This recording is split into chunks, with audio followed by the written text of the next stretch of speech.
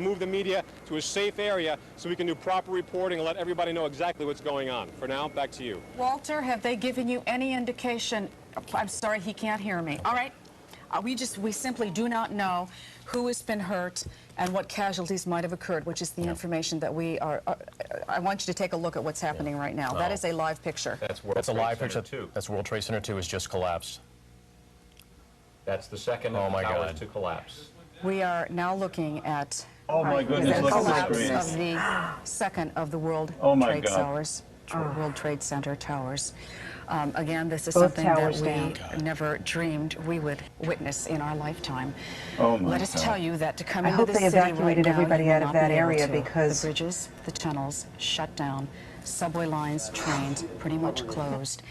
The New York Stock Exchange. Just a moment ago, the entire top of the building collapsed. You can see a massive plume of smoke. People are running away from the area.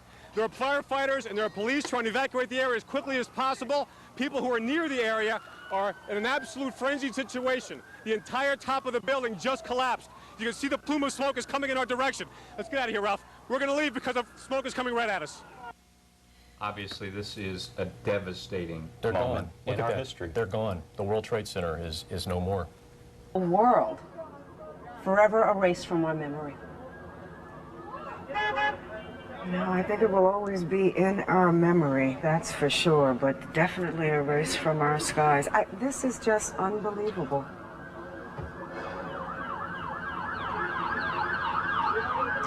A live picture from Chopper 5 showing the collapse of the World Trade Center.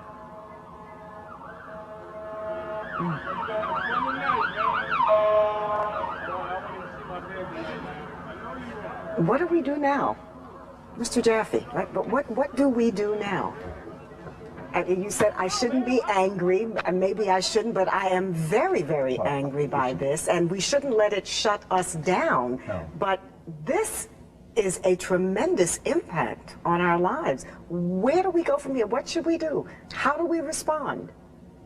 I think we take a very deliberate course of action, which may take a week, a month, a year, where we start to put ourselves on track to understand that we are the target in a war and we have to fight it, which means we have to make sacrifices to protect ourselves while we go on. And we have to dedicate some resources that we haven't so that this type of thing doesn't. This picture is surreal. It almost looks like we're frozen in time.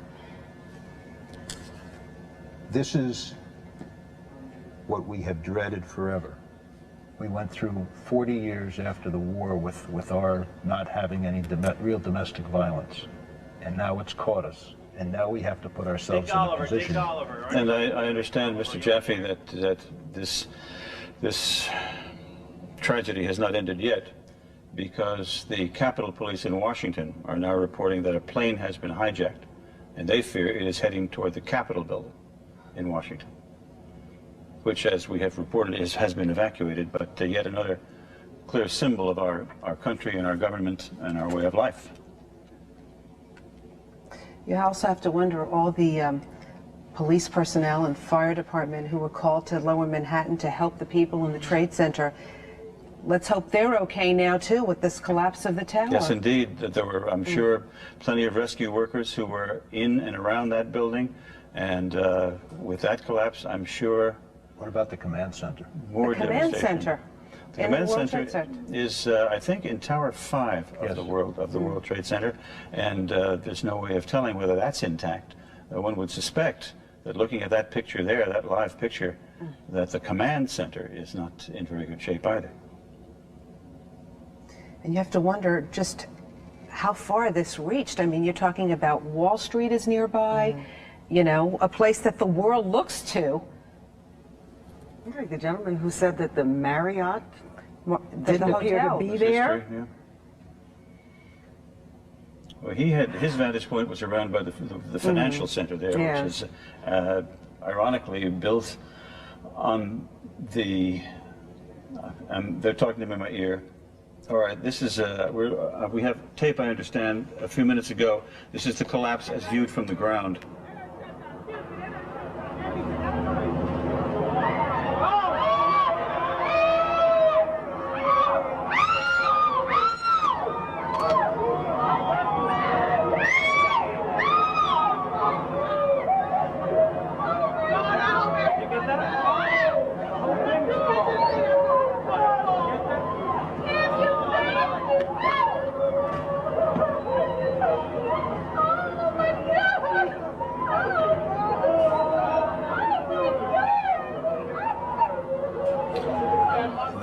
picture just a few moments ago.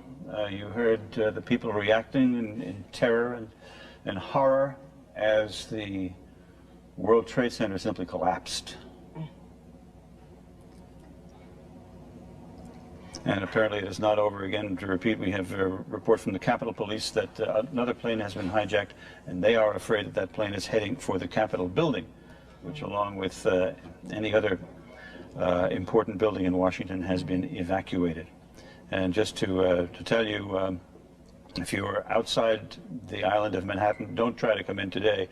There's no way you can get in, and people are streaming out as quickly as possible.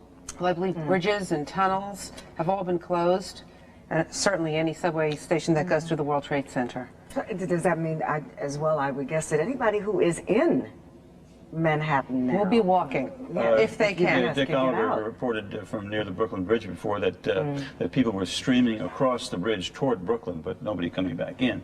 I'm surprised that the Brooklyn Bridge has not been closed. I think Well, maybe to pedestrians, you know. I'm sure that they closed the Midtown Tunnel and they closed the other bridges across the East River, and of course the Hudson River crossings as well. And again, to repeat, there is no plane taking off in America today as a consequence of this unbelievable terrorist act. Mario Bosques has gone to Beth Israel Hospital downtown. Mario, are you there? All right, Mario, at Beth Israel Hospital downtown, where some of the victims of this terrible tragedy are being taken, you would imagine that, my goodness, the carnage must be unbelievable.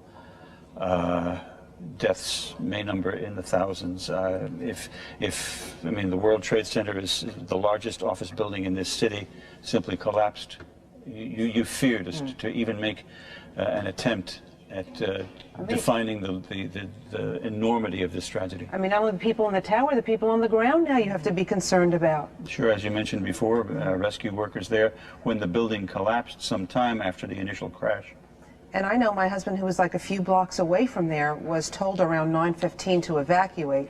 I hope he got the heck out of there and came home on his way home. Rosanna, your colleague in the evening, John Rowland, is down in the newsroom right now talking about what's happening in Washington. John? Yes, good afternoon, Jim. Trying to drink all of this in as you are. The enormity of this, of course, is beyond anybody in this business in this entire city. We've never in our lives seen anything even remotely approaching this.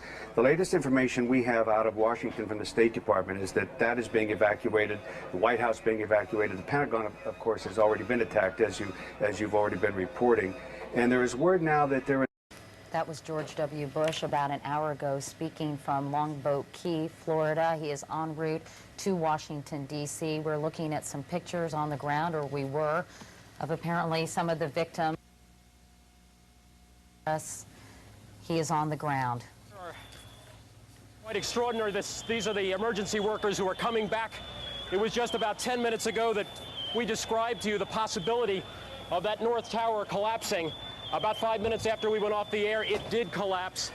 Once again, we have no idea at this point the loss of life. I can only tell you there were hundreds of emergency workers down there, about 5 or 6 blocks. It took probably about, I would say, no more than 50 or 60 seconds for that dust cloud, dust and smoke, to literally make it the 5 or 6 blocks up here and begin to envelop us, at which point we started to move out of the way. There were literally dozens and dozens of firemen who were trying to run past us. In fact, our cameraman even put one of the captains in his car and drove him down to a command post. The people you see here are pretty much all emergency workers. Many of them that I have seen in the last 2 to 3 minutes, quite frankly, are coming out of here. And remember this, these are professionals. They're coming out of there looking literally stunned, in shock, many of them, struggling for breath, obviously in serious distress. Breathing problems are the biggest problem for those who manage to make it safely out of that area down below us. You can't see much more than a block south of me right now, and the World Trade Center probably stands about 10 blocks south of where I am at this moment.